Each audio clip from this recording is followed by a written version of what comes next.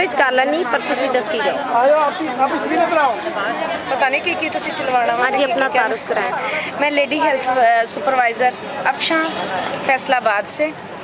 हमारे इस तरह से है कि हम लोग 14 साल से कंट्रैक्ट पे काम कर रहे हैं। तो गवर्नमेंट से हमने ये मुतालबा किया कि आम तौर पे कंट्रैक्ट वाले जो प्रोग्राम होते हैं वो 3 साल के बाद परमानेंट कर दिए जाते हैं। तो हमारा जो प्रोग्राम है ये परमानेंट नहीं हुआ, तो मेहरबानी करके मुलाजमीन को महकमा सेहत में मर्ज करके तो परमानेंट कर दिया जाए। इस सिलसिले में गवर्नमेंट के साथ हमारे मुज़ाकरात पुरअमन तरीके से जारी थे, लेकिन इस दौरान हमारे जो इमीडिएट बॉसेस हैं, हमारा जो डिस्ट्रिक्ट ऑफिस है, उसकी तरफ से हमें बहुत सारी हरासमेंट और दबाव का सामना करना पड़ा। तो उसमें ये है, उसकी मिसाल एक तो वक्तन फ़वक्तन मिलने वाले लेटर्स हैं, मुख्तलिफ लोगों को मुख्तलिफ वजूहात बना के शोकाज़ेस दिए गए और इसके अलावा साथ में एब्सेंट फ्रॉम ड्यूटी और एक्सप्लेनेशंस।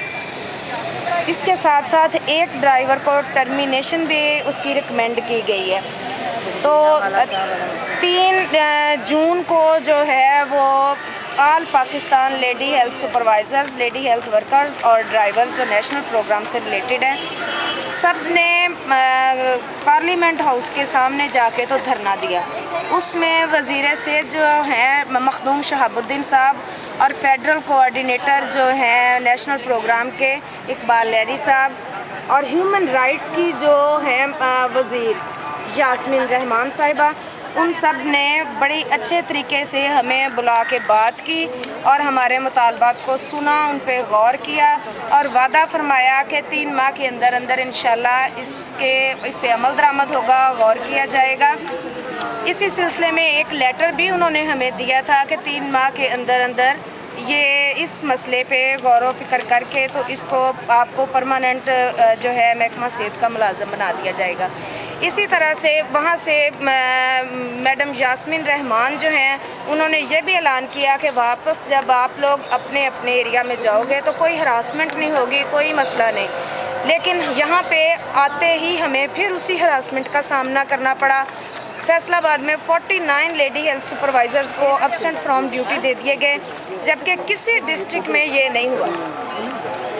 तो इसके साथ साथ दूसरे मसले मसाइल, दूसरी बातें ये थी, दूसरा कि लेडी हेल्थ सुपरवाइज़र्स को यहाँ जो है मकामी क्लर्क है उसके ज़रिए से हरासा किया जाता है, रिश्वतें ली जाती हैं, टेलीफोनिकली हरासा किया जाता है कि अगर आपने इस मूवमेंट का आप लोग हिस्सा बने, सामने आए तो आप के लिए अच्छा नहीं होगा। मुख्तलिफ अफराद के ज़रिए भी थ्रेट करवाया जाता है और ये है कि कुछ अपने नुमाइंदगान भेज के तो अपनी मर्ज़ी के बयानात लड़कियों से लिखवाए जाते हैं कि आप लिख दें, हमें दफ्तर से कोई शिकायत नहीं है, हमने दफ्तर को कोई रिश्वत नहीं दी और कोई हमारा दफ्तर के साथ मसला नहीं है।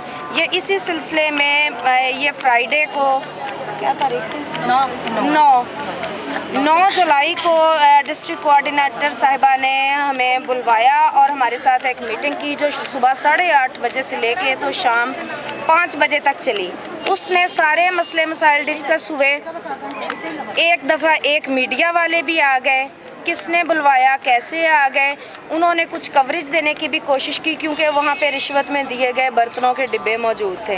लेकिन इस सिलसिले में कोई बात नहीं हुई। वहाँ पे डिस्ट्रिक्ट कोऑर्डिनेटर साहिबा ने एक एक लड़की से बयान पूछे कि आपको किस किस से शिकायत है। तमाम लड़कियों ने जो है वो अपने अपने मसाइल बयान किए और इसी दौरान जो क्लर्क है नासिर शाह, वो भी वहाँ मौजूद था। उसने कहा कि अगर हम मेरे ख़िलाफ़ इस तरह से बयान दिए जाएंगे तो मैं भी इनके पोल खोलूँगा, मैं इनके अलाइड हस्पताल के कमरों में क्या होता रहा है मैं ये बयान करूँगा। गलत अल्फाज इस्तेमाल किए और धमकियाँ लगा के गया कि अगर मेरे ख़िलाफ़ इस किस्म की बातें की तो मैं भी इनको देख लूँगा। तो ये सारा कुछ डिस्ट्रिक्ट कोऑर्डिनेटर की मौजूदगी में ही हुआ।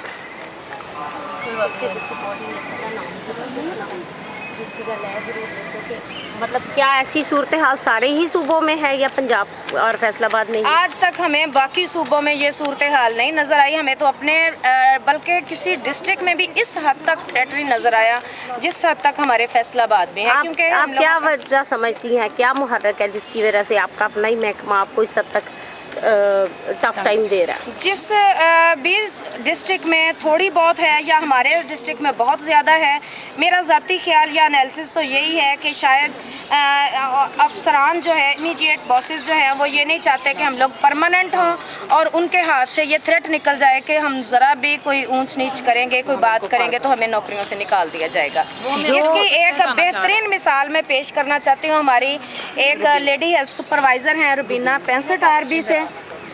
बैठे रहो, बैठे रहो। नाम ले लो, नाम लो, दोनों का नाम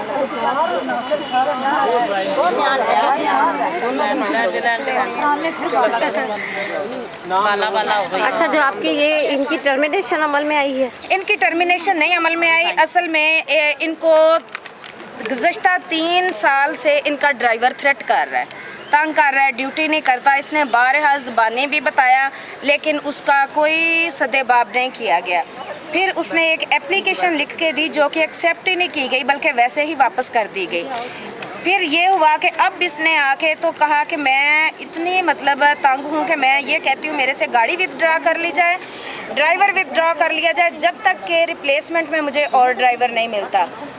7 जुलाई को मीटिंग थी, ऑल सुपरवाइज़र्स, बल्कि फर्स्ट बैच था, तकरीबन हाफ सुपरवाइज़र्स डिस्ट्रिक्ट की मौजूद थी। उनकी मौजूदगी में यही फैसला हुआ कि ये गाड़ी से और जो है ड्राइवर वो विदड्रा कर लिया जाएगा। लेकिन रात को इसको टेलीफोनिकली, एक ये रुबीना 65 RB से, एक फरजाना बाजवा, उसका सेंटर कौन सा, 104 GB से, इन दोनों को रात को टेलीफोनिकली बुलाया गया और इनसे सुबह कहा गया कि आप लोगों ने अगर काम करना है तो इन्हीं ड्राइवर्स के साथ करना है, वरना फिर आप रिज़ाइन लिख दो। थ्रेट किया गया काफ़ी और उसके बाद इनसे ज़बरदस्ती रिज़ाइन लिखवा लिया गया उसकी। और ये है कि ये खातून इससे पहले 30,000 रुपया गाड़ी की रिपेयर की मद में ऑफिस वालों को दे चुकी है। और इसी की डॉक्टर मासूमा सरदार थी और बाकी क्लर्क जो थे नासिर शाह वो भी मौजूद थे।